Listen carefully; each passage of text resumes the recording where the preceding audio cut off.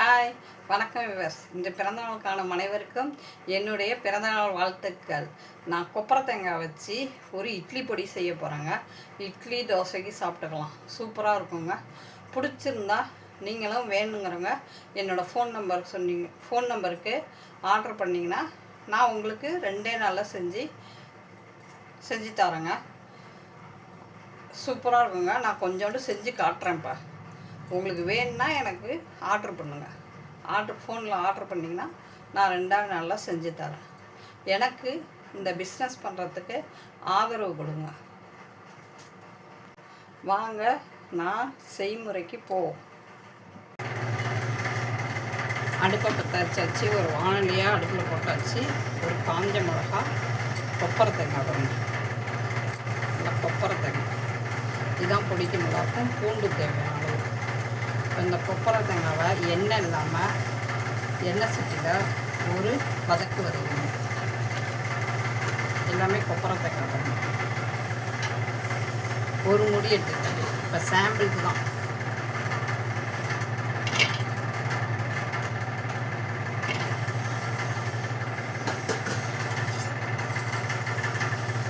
லைட்டாக சுட வச்சுக்கணும்.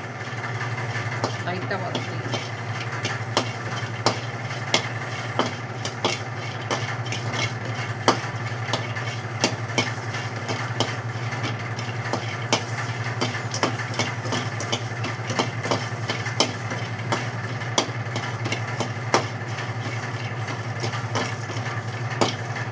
அடுப்பை ஆஃப் பண்ணிக்கணும். லைட்டாக வதங்கிடுச்சு.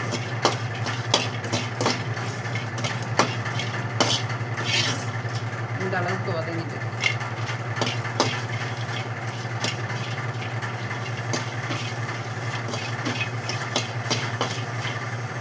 கொஞ்சோண்டு ஆற விடணும். இப்போ இந்த மிக்சியில் ஆம்பு தேங்காய் போடணும். ஒரு காஞ்ச மிளகாய், கல் உப்பு தேவையான அளவு,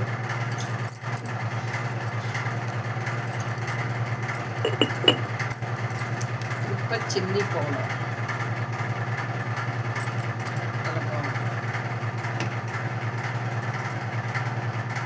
உங்களுக்கு எவ்வளோ காரம் வேணுமோ அவ்வளோ போட்டுக்கலாம்.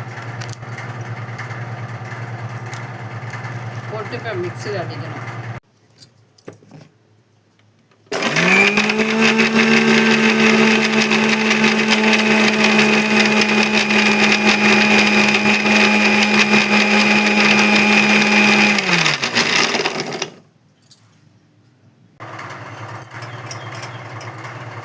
அரைச்சிக்கணும். அப்படி சூப்பராக அரைச்சிக்கணும். இப்போ இந்த பூண்டு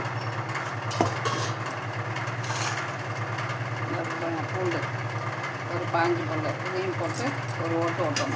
மிக்சியில் ஓட்டணும். நல்லா பிறுன்னு அரைச்சிருக்கேன் பாருங்கள். நல்லா தேங்காய் வாசையோட சூப்பராக இருக்குது. இட்லிக்கு தோசைக்கு சாப்பிட்டுக்கலாம்.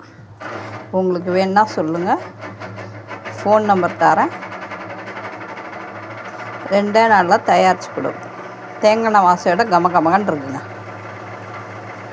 இட்லி பொடி, கோகனட் இட்லி பொடி தயார்.